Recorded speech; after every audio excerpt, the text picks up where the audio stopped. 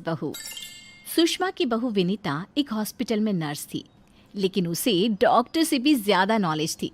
Hospital में सब विनीता की तारीफ किया करते थे।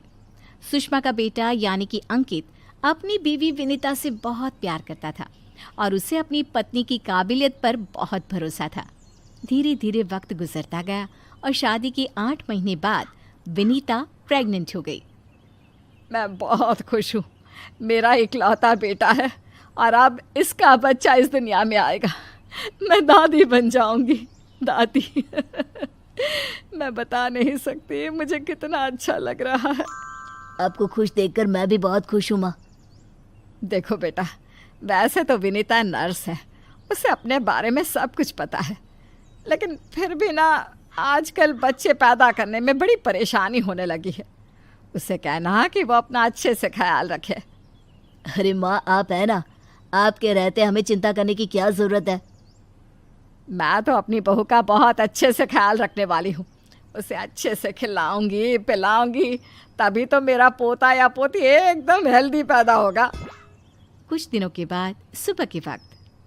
अरे विनीता बहू, ये तुम क्या कर रही हो? कुछ भी तो नहीं मम्मी, अपना हेल्थ चेकअप कर रही हूँ, और क्या। लेकिन ये ब्लड प्रेशर की मशीन और ये तुम्हारे हाथ में इंजेक्शन कैसा है? अरे मम्मी जी, मैं अपना ब्लड प्रेशर चेक करके देख रही थी। प्रेग्नेंट होना और ऐसी हालत में ब्लड प्रेशर चेक करना बहुत ज़रूरी होता है। लेकिन बेटा, इन सब कामों के लिए तुम्हें डॉक्टर के पास जाना चाहिए। अपना चेकअप खुद करने की क्या ज़रूरत है? और ये इंजेक्शन किस लिए लाई हो?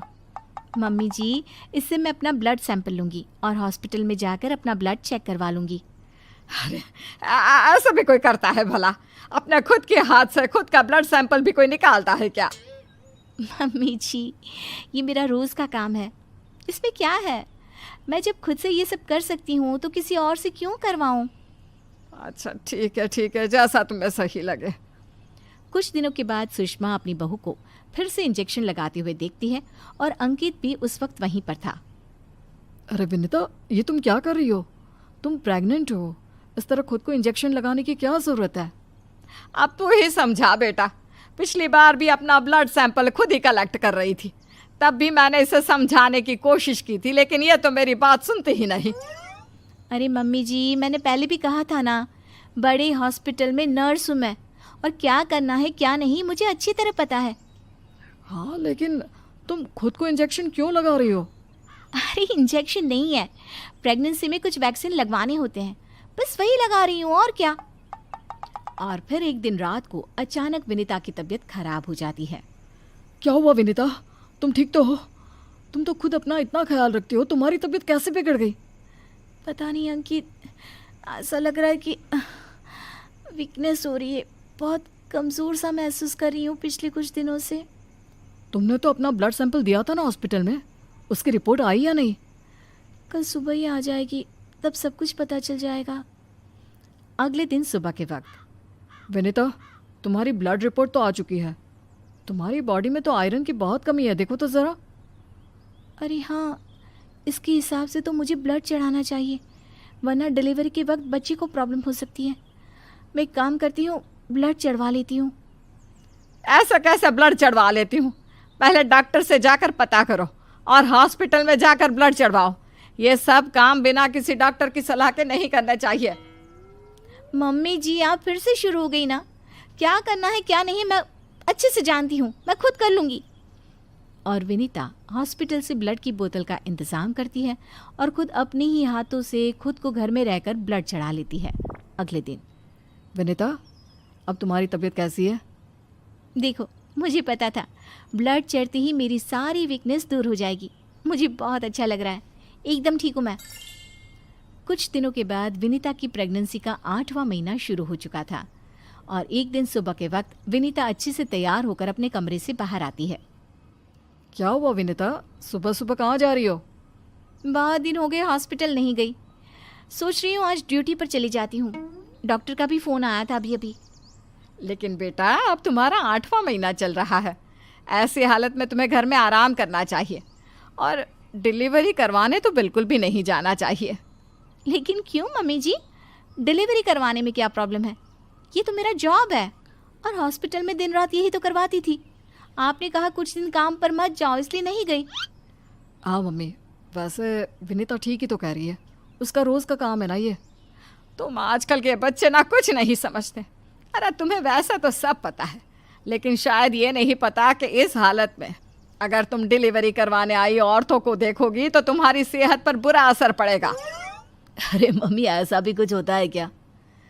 मम्मी जी, किसी और की डिलीवरी करवाने से मेरे ऊपर कैसे फ़र्क पड़ सकता है? मैं कोई पहली बार थोड़ी ना ये सब करवाने जा रही हूँ। विनीता अपनी सास की एक नहीं सुनती और हॉस्पिटल चली जाती है। वहाँ से वापस आने के बाद, अरे मम्मी जी, आपको मेरी बहुत चिंता हो रही थी ना? ये देखिए, मैं बिल्कुल ठीक ठाक हूँ, अब आपको परेशान होने की ज़रूरत नहीं है। और जानती है, पूरी 5 डिलीवरी करवा कर आई हूँ, वो भी नॉर्मल वाली। देखा मम्मी, मैंने कहा था ना विनीता को नहीं होगा कुछ भी। वो बिल्कुल ठीक है। चलो अच्छा है बहू, मैं भी तो यही चाहती हूँ कि तू एकदम ठीक रहे। और आजकल जिसे देखो उसके ऑपरेशन से बच्चे होते हैं, ये देख देख करना बहुत डर लगता है। चिंता मत कीजिए मम्मी जी, मुझे कुछ नहीं होगा। मैं नर्स हूँ ना, रोज़ हॉस्पिटल में औरतों को सिखाती हूँ कि कैसे अपना ध्यान रखें ताकि नॉर्मल डिलीवरी हो। तभी अचानक हॉस्पिटल से डॉक्टर का कॉल आता है। कॉल पर बात करने के बाद, मम्मी जी, एक इमरजेंसी केस आ गया है, मुझे जाना होगा।